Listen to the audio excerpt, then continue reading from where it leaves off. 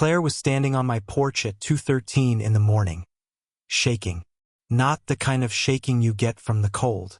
This was deeper. The kind that comes when someone's entire world is about to change. In her hand was a white envelope, and the first thing she said when I opened the door was something I'll never forget. By tomorrow morning, I might lose everything. For a moment, neither of us moved.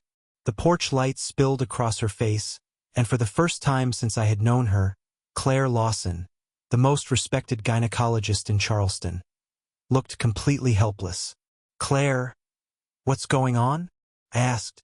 She swallowed, glancing down the quiet street like she expected someone to appear out of the darkness. "My father knows," she whispered. Those 3 words hung in the air like a storm cloud. If you didn't know Claire, it wouldn't mean much. But if you knew who her father was, you'd understand immediately. Claire's father wasn't just wealthy. He was powerful. Hospitals, real estate, political connections. Half the medical network in Charleston answered to him in one way or another. And for most of Claire's life, that power had quietly shaped every decision she made. Her education, her career, even the hospital where she worked. Everything had been planned. Everything had been controlled. And now, apparently, he had discovered something he wasn't supposed to know. "Come inside," I said quickly. Claire stepped into the living room, still clutching the envelope like it was the only thing keeping her steady. The house was quiet. I had moved into the place only a few weeks earlier, and half the boxes were still unpacked. Charleston was supposed to be a fresh start for me. A place where nobody knew my past and where I could quietly rebuild my life. What I hadn't expected was that my neighbor would become the biggest complication of that new beginning. Claire and I met the first week I moved in. At the mailbox, she introduced herself with a polite smile and welcomed me to Birchwood Lane. At the time, she seemed exactly like the person everyone described: successful, composed, confident. But over the next few days, our conversations grew longer. First a quick hello over the fence. Then coffee on the porch one evening. Then long conversations late at night about life, regrets, and the strange ways people end up starting over. Somewhere in those quiet talks, I began to notice something most people probably never saw. The pressure Claire carried. The expectations surrounding her. The way she sometimes stared at the ground before answering simple questions. Like she was carefully choosing words that wouldn't upset someone who wasn't even there. Eventually, she told me the truth. Claire wasn't living her own life. She was living the life her father had designed for her. Now, sitting across from me in my living room, she looked like someone who had finally reached the breaking point. "What exactly does your father know?" I asked. Claire placed the envelope on the table between us. "About us." My stomach tightened. "Us?" She nodded slowly. "He found out we've been spending time together." "That's it?" I asked. "To a normal father, maybe," Claire said quietly. "But mine isn't normal." She leaned back and rubbed her temples. "You remember when I told you my father had plans for my future?" I nodded. A few nights earlier, she had told me about the arrangement. Her father had already chosen the man she was supposed to marry. A wealthy investor whose family connections would strengthen the Lawson medical empire. It wasn't really a relationship. It was a business deal. "What did your father say tonight?" I asked. Claire exhaled slowly. "He said I've embarrassed the family."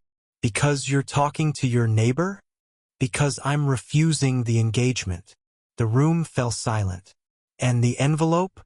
I asked, nodding toward the table. Claire looked at it for a moment. "That's the letter I wrote to him."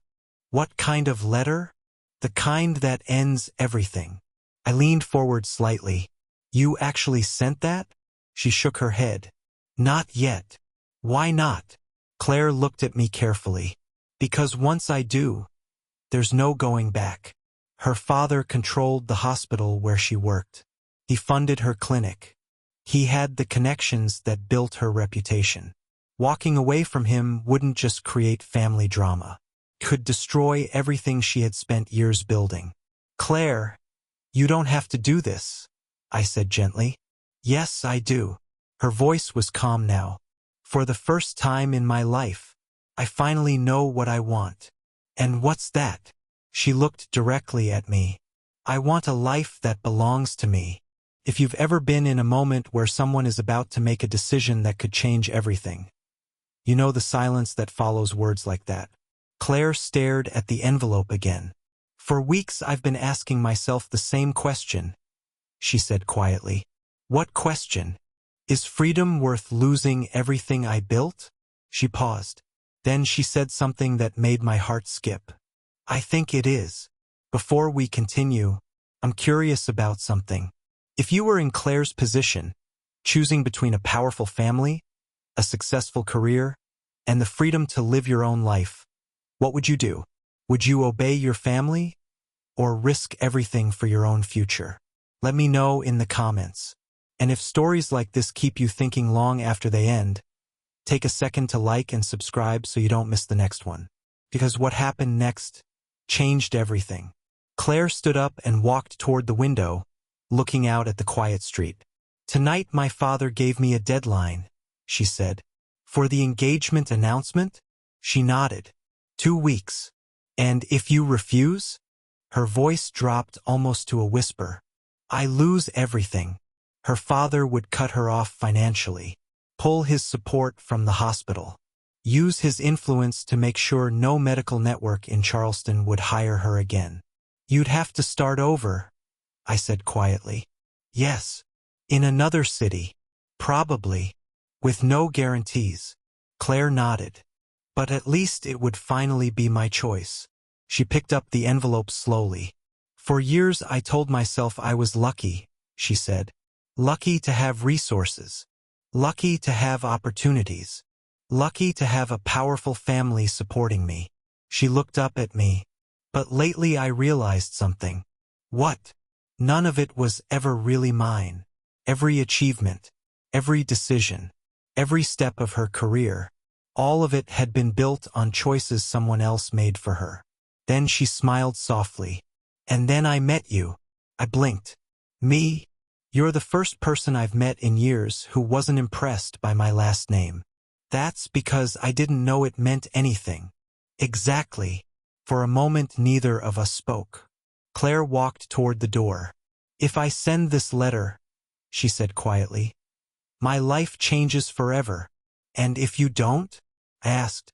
She opened the door and stepped out onto the porch. Then my life never really starts. She turned back to me with a calm, determined smile. For the first time in my life, I'm choosing my own future. And with that, Claire Lawson walked into the night, carrying the letter that could destroy everything she had built, and finally give her the life she truly wanted.